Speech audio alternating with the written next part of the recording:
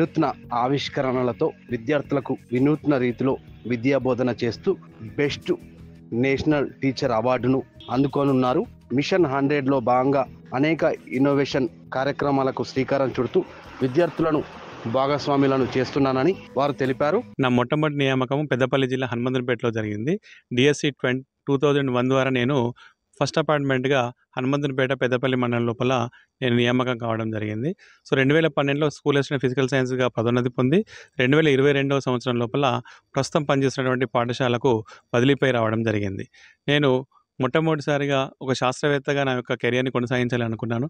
కానీ చిన్న కారణాల వల్ల, అనివార్య కారణాల వల్ల నేను ఉపాధ్యాయ వృత్తులను చేపట్టడం జరిగింది. అక్కడి నుంచి నేను కాకపోయినా కూడా నా విద్యార్థులను భావి బాల శాస్త్రవేత్తలుగా తయారు చేయాలనేటువంటి నేపథ్యంతో మిషన్ 100 అనేటువంటి ఒక కార్యక్రమాన్ని రూపొందించాను. ఈ కార్యక్రమంలో భాగంగా నా రిటైర్మెంట్ పూర్తయ్యే లోపల కనీసం ఒక 100 మంది విద్యార్థులను ఆవిష్కర్తలుగా మలచాలని ఒక ధ్యేయంగా పనిచేస్తా ఉన్నాను. ఇందులో భాగంగా మిషన్ 100 పేరుతో విద్యార్థులకు ఇన్నోవేటర్స్గా మలచాలనే లక్ష్యంతో మిషన్ 100 ప్రోగ్రాం నిర్వహిస్తున్నానని చెప్పారు. 53 మంది విద్యార్థులను ఆవిష్కర్తలుగా తీర్చిదిద్దడం జరిగింది.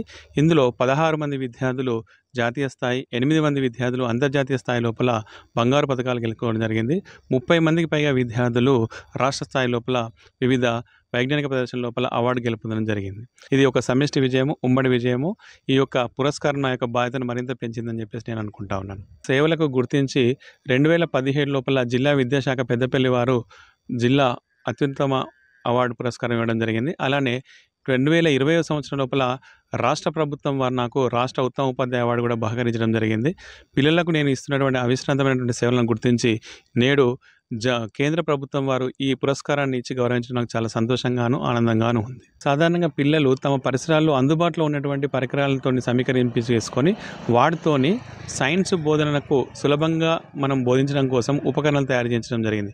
దాదాపుగా 100 ప్రత్యామ్నాయ బోధన ఉపకరణాలు తయారు చేసినందుకు గాను నాకు కూడా సౌత్ ఇండియా లెవెల్ లోపల మొట్టమొదటి ప్రైజ్ రావడం జరిగింది. అంటే పిల్లల యొక్క ఇన్వాల్వ్మెంట్తోనే పిల్లలే తయారు చేసినటువంటి, పిల్లల కోసం తయారు చేసినటువంటి ఆ పరికరాలను మనము ఉపయోగించడం వల్ల బోధన అనేటువంటిది ఆహ్లాదకరంగా మారింది. అలానే ఆట స్థలం లోపల ఎన్నో కఠినమైనటువంటి అంశాలను కూడా ఆటల ద్వారా, బొమ్మల ద్వారా పిల్లలకు బోధించడం వల్ల కంటిన్యూస్గా ఇప్పటికీ నా యొక్క సబ్జెక్ట్ లోపల పిల్లలు గత 10 సంవత్సరాల నుంచి 100% రిజల్ట్స్ సాధించడమే కాకుండా 10 GPAతో SSC పబ్లిక్ పరీక్ష లోపల అత్యుత్తమంగా రాణిస్తూ ఉన్నారు. చూసాం కదా, గత కొన్నేళ్లుగా నిర్విరామంగా తాను ఒక శాస్త్రవేత్త అవుతాననుకొని కోయిన్సిడెన్స్గానే ఉపాధ్యాయుని అయ్యానని, ఆ ఉపాధ్యాయ వృత్తిలోనే విజయవంతంగా కొనసాగుతూ విద్యార్థులను ఆవిష్కర్తలుగా రూపొందిస్తూ తీర్చిదిద్దుతున్నారు.